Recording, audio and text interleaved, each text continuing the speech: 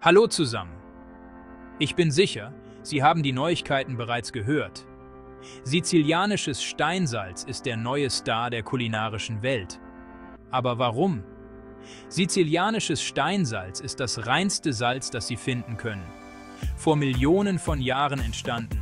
Diese Kristalle sind frei von Verunreinigungen und daher makellos weiß. Im Gegensatz zu Meersalz oder rosa Himalaya-Salz, die potenziell verschmutzt sind, sizilianisches Steinsalz hat eine einzigartige Geschichte.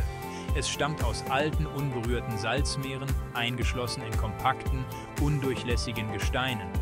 Durch diese natürliche Konservierung bleibt es im Laufe der Zeit intakt. Sizilien verfügt über mehrere aktive Minen.